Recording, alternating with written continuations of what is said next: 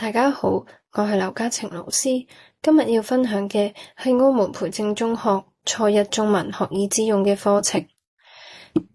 首先會同大家講下中文課堂節數嘅分配。我哋一個星期共有7節中文課，其中5堂係中文正課，2堂係中文2。而呢兩個課程又有啲咩分別呢？簡單嚟講，中文課會用到教青局嘅用書同埋校本自編嘅教材上課，而我哋會結合一啲讀寫訓練同埋主題活動，以知識、興趣同埋能力作為導向，等學生更有趣咁學習課本上面嘅內容。而中文2課程就冇固定教材，內容會以情意、技能素養作為導向，等同學學到書本以外嘅知識同埋能力。今年嘅中文2課程可以分為2大類，分別係學術類同藝術類。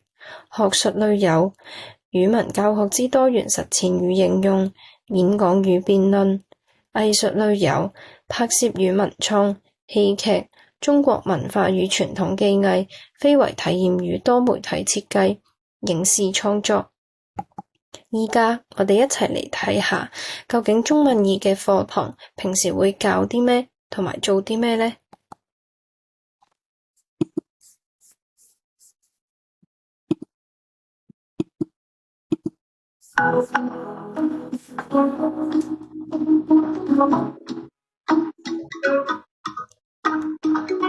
大家好，我係特登先。我哋中文2嘅課程分為藝術類同學術類。學術類分別有語文教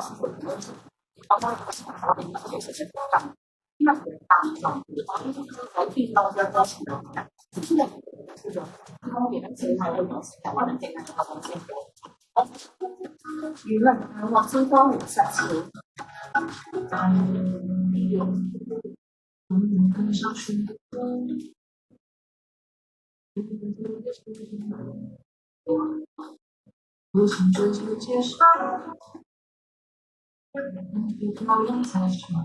大家好，我係胡志勝老師。接落嚟由我嚟介紹藝術類嘅課程。藝術類嘅課程同學術類嘅課程最大嘅分別係，藝術類嘅課程更加注重同學嘅情意同埋技能嘅發展。今年運行嘅藝術類課程包括有戲劇、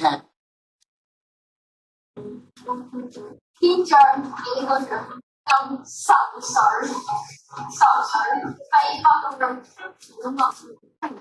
好啦，我而家喺度講啦，我哋好似睇下嘅資訊。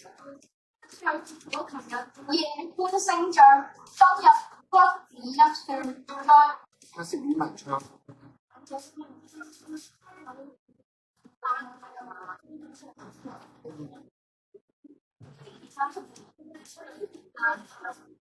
因為係要與多媒體設計。在人們覺得是人去世了以後，他們生前都很喜歡那種熱鬧的場景，但是他們去世的時候就也覺得他們也想就是聽一聽說唱，所以呢他就會安排就是故事創作。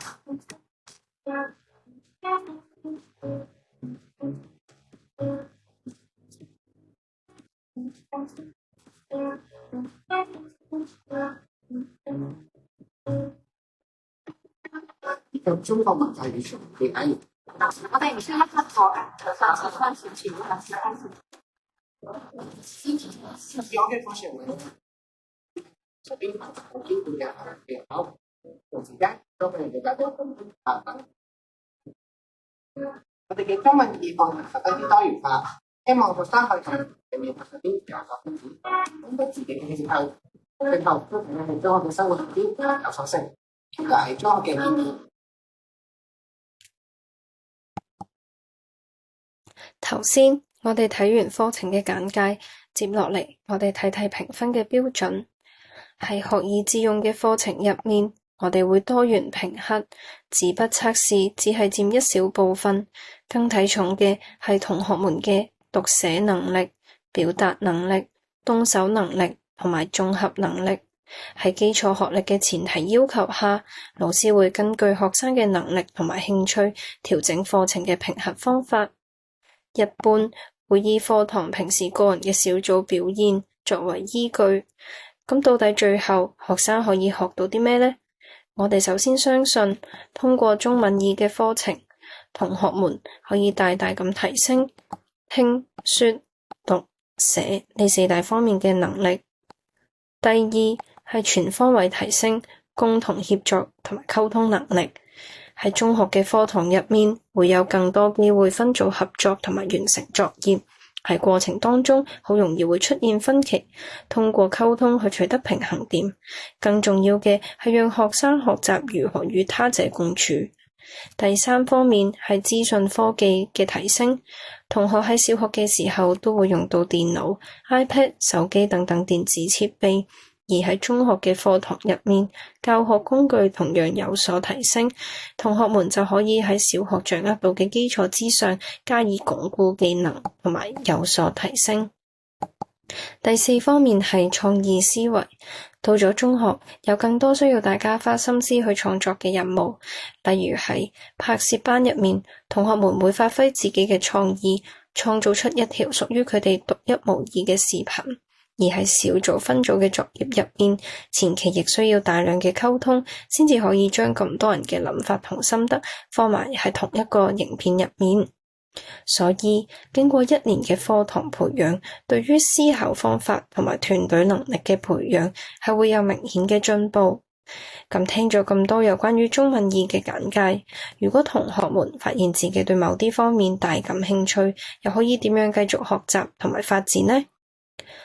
學校為學生提供咗多元嘅社團活動，所以同學們可以快啲加入感興趣嘅社團，令自己嘅潛能得以有平台發展。由戲劇學會去到學界戲劇比賽，由辯論隊再到學界辯論比賽，各式各樣嘅社團都會有唔同嘅比賽俾同學們參加，所以大家快啲按照自己嘅興趣加入社團，持續學習進步，喺更多嘅舞台上面發光發熱，一齊體驗新嘅中學生活啦！咁今日嘅初一中文學以致用課程就介紹到呢度啦，我哋中學再見。